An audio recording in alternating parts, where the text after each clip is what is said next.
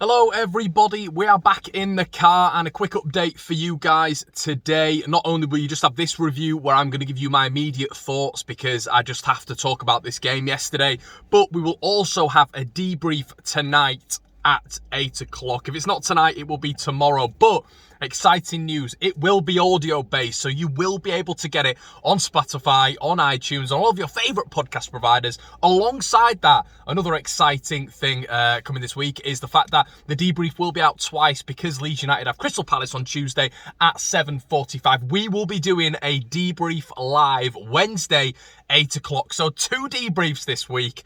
I know you're all excited for that one. So yeah, stay tuned tonight. We'll be going live, of course. But I wanted to get my immediate thoughts because not only is the debrief where I get all my feelings out, it's cathartic, it's a little bit of therapy, but also I love doing my personal reviews, whether or not it's in my car, whether or not it's in my bedroom or Ellen Road. You know, the reason I'm doing it here in the middle of York is because I've gone for a nice sandwich at a sandwich and a coffee at a Colombian shop because I wanted to feel some warmth today. I wanted to feel something on a cold day where Leeds have made me feel even more decrepit and cold. I wanted to get something warm and wholesome. So that's where I've been. Should we just continue talking about a Colombian coffee shop? Do we want to start talking about York as a place? You guys got any questions you want to get in there? Do you want to talk about the car, the upholstery, just anything? Do we have to talk about the game? Well, I guess we do.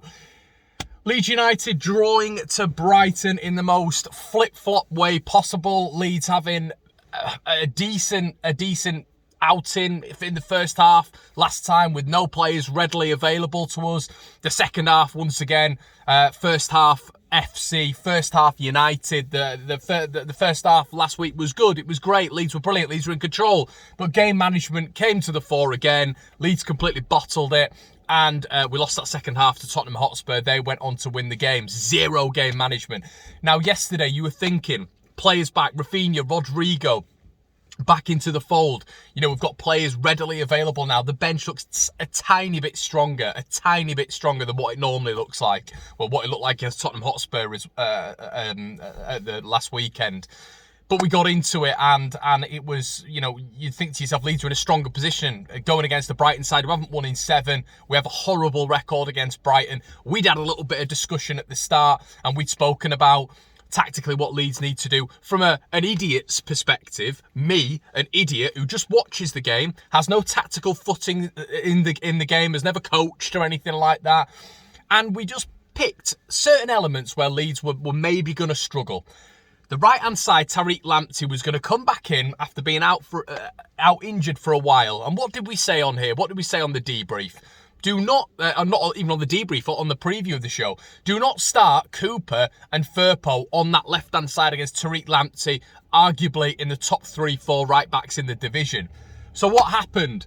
We started as Junior Firpo, who we'll get onto in a little bit, against Tariq Lamptey. Junior Firpo was booked within 5 minutes. Tariq Lamptey ran that first half. Absolutely ran that first half. We knew it was coming. We knew Tariq Lamptey, as we said in the preview, would press the hell out of Junior Firpo. Jack Harrison wouldn't offer anything defensively because for me, he just didn't fancy it yesterday, Jack. He has these games where he's on, where he's off, where he's on, where he's off.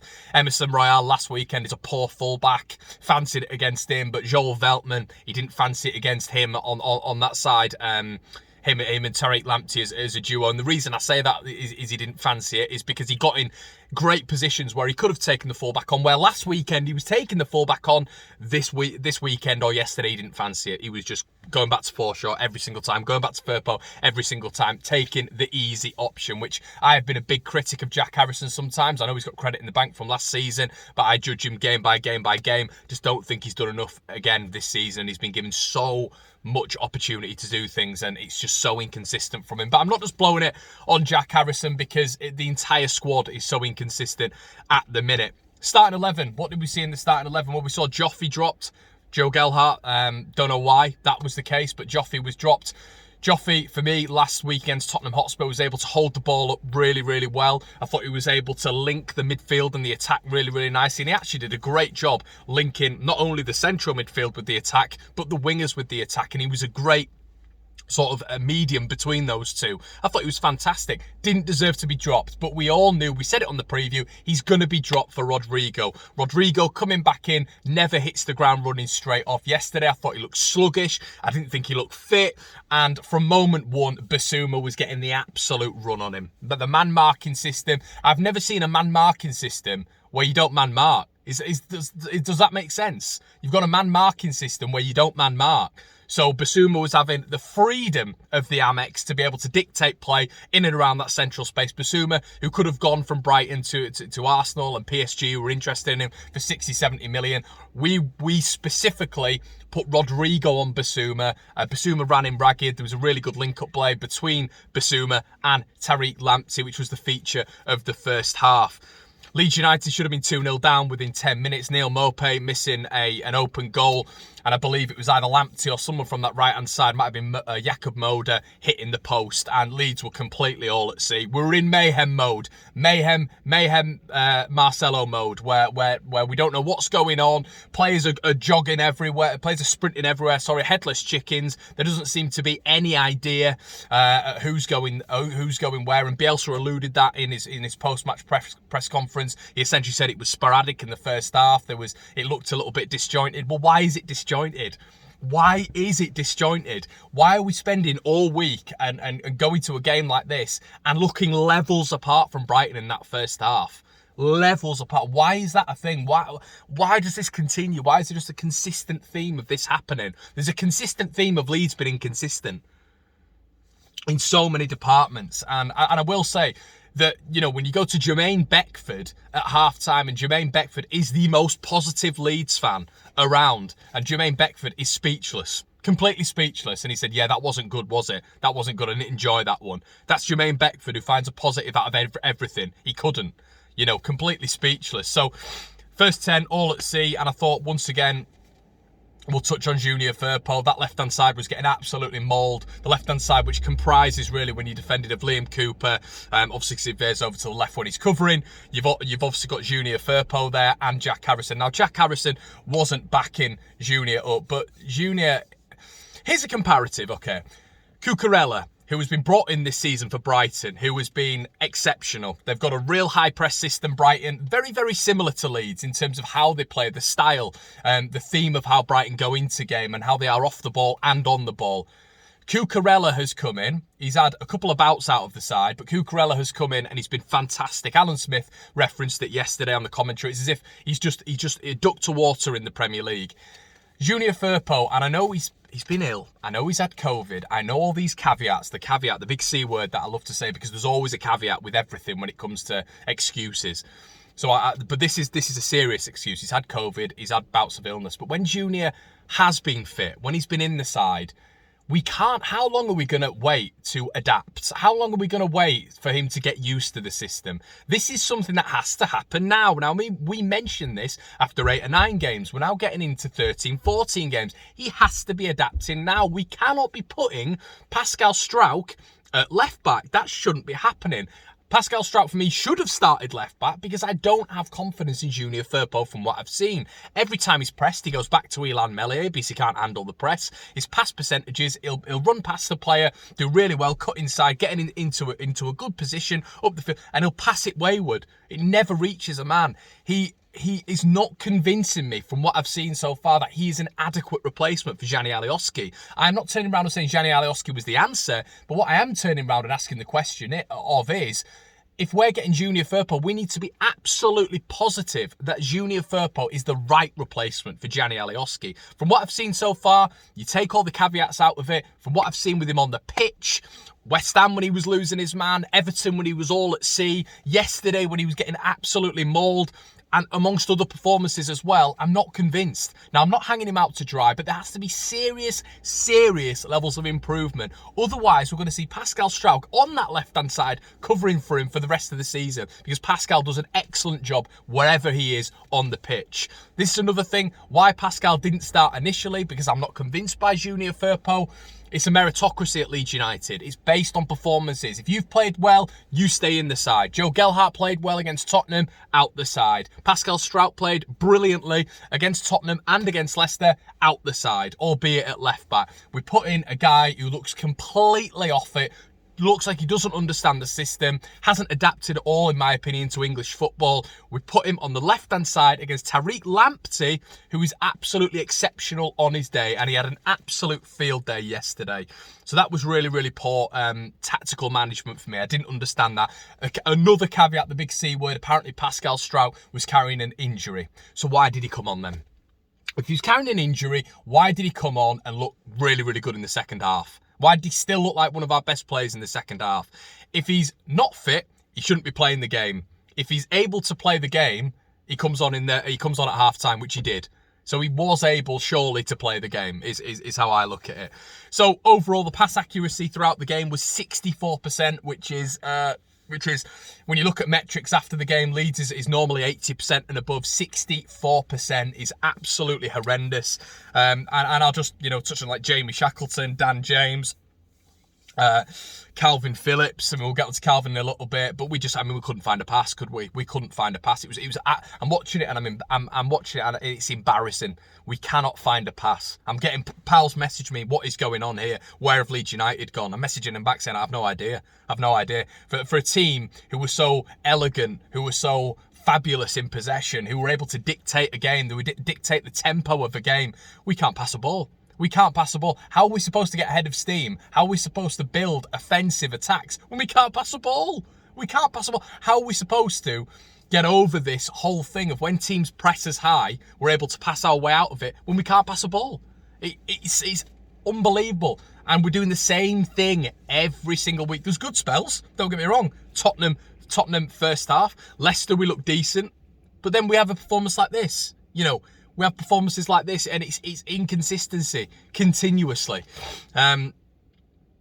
So, yeah, I've got down here as well the second balls. That's one thing. We always talk about the midfield battle. If you win the midfield battle, you win the game. If you win the second balls, if you're competing for the second balls, you win the game as well. Leeds were not getting anything off the second balls here. And listen, once again, I would also like to say, if you are here for me to turn round and tell you there were loads of positives after that game, we got a clean sheet, we got a point, we move on, I ain't here for that. I'm not here for that. The reason being is because I believe that performances turn into form. And I can't believe that this side is so different from last season from what I'm witnessing right now. You've got a Leeds United side yesterday. You've got a 30 million quid Rodrigo in there. 25 million plus bonuses for Dan James. 18 million plus additions, for Rafinha. Llorente at the back. Calvin Phillips in there. People talking about an 80, 90 million, 100 million pound fee for this guy. And we can't muster 3 passes together. We couldn't muster an attack until Tyler Roberts came onto the field. It was pathetic, absolutely pathetic. And I actually compared it to the Southampton performance in terms of how that made me feel. The only difference is if we'd have been 4-0 down in that first half, which we should have been, if we'd have been 4-0 down in that first half, people would have been turning around and saying, that is so much worse than Brighton. But it's results-based, so the performance doesn't match the result. Leeds were horrendous against Brighton, but because we didn't lose the game, it's seen as a positive. But that, I can't get away from that. That is a positive. The fact we've got out of there somehow with a clean sheet and somehow with a point. So yeah, I just wanted a little bit. If you're not here for this, go watch another, podcast. Go watch another show. If you're gonna come on here and say negative, you negative this, negative that, I must be watching a different game. Honestly, unsubscribe to One Leeds because I am watching different football games. I've got down KP. KP was taken off. A lot of people were harking back to the injury. They were saying, "Oh, he's injured, this, that, and the other." He wasn't. Obviously, it was tactical reasons. I still don't understand why you bring KP off in general. Why do it? He's one of our best players, if not our best player. So we've seen KP be bad in first halves before, then massively improve in second halves. That's normally how it goes. He wasn't great yesterday. I don't understand why KP consistently tries long balls when you've got about 400-mile gale winds coming the opposite way. It's not going to happen. Don't continue doing it. Start playing the ball on the floor. Start moving forward with the ball. Not everything has to be a Hollywood 50-yard pass. But listen, I'm turning round. I'm saying all these things. The system has to adapt, and when the system adapts, KP adapts with that system. We were playing a bizarre way yesterday, and in the 3-3-1-3 system, you play the ball long or you play it out wide. You play the ball long or you play it out wide. So that's what the instructions that Calvin Phillips will have had. Get the ball long or play it out wide. That's what he was trying to do. That's what Leeds have always done in the 3-3-1-3 system. Play it out wide or play it long. That's what we always do. We bypass the midfield. That's the whole thing about the 3-3-1-3 system. So we do that, but who are we doing it to? Dan James? Dan James. We're playing long to Dan James. We're playing long to Dan James. Don't know if anybody heard me there, but it's unbelievable. It is actually unbelievable. We're playing long to Dan James. I can't get my head around it. So, you know, all these things need to be taken into account when we're discussing Calvin Phillips and a poor performance, because for me, that's instruction. It's based on instructions. If the instruction stays, you keep your best player on the pitch and you move things around. You know, I actually thought Leeds were better in the second half, but that's because I thought Tariq Lamptey tired and I thought Brighton tired.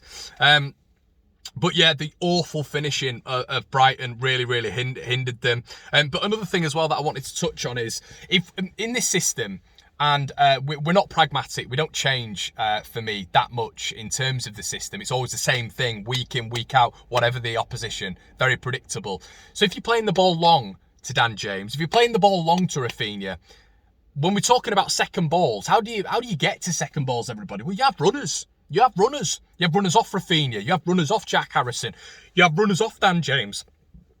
Dan James in particular, who we're playing long to, by the way. I'll use that as another big C word, a caveat. So if we're playing long balls and we're trying to pick up the second ball, Lewis Dunk's competing against Dan James. So the second balls, you've got to be getting players in and around for those. So we have to be getting runners off Dan James. There were no runners.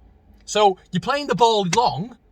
Dunk is evidently going to win those balls, and we have no players running off them to retrieve any second ball. It's mind-blowing, guys. I'm so confused after yesterday. We've got some massive games coming up, and I apologise if this is a little bit of a negative thing. The positives, listen, we got a point. As I said before, clean sheet, and Brighton didn't score 4. In that first half. Strout came on. I thought he was good. Forshaw, once again. The worrying thing about Adam Forshaw is now we've got Crystal Palace. Now we've got Brentford within a week. Is Adam Forshaw going to be able to play both those games after playing in 2 highly competitive, 3 actually now, yeah, 3 highly competitive fixtures and being the best player on the pitch again? I mean, let's talk about that as well. How is Adam Forshaw the best player on the pitch after 2 and a bit years out? Why is he the best player on the pitch? Ah, man, one word, January. But we'll be back tonight, everybody, with the debrief. As you can tell by the vibe of this video, it's going to be, there's some home truths that are going to be said, I'm sure. Us 3 together, there'll be conversations. Hopefully there'll be a few debates, so stay tuned for that. Make sure you like the video, comment, whatever you think. Listen, even if you don't agree with me, get it in the comment section below, but don't abuse others. Let's not have that. It's negative at the minute. I'm trying to derive positives, but I'm struggling to find any. Please let me know in the comment section below. Guys, have a lovely Sunday, and we'll see you tonight.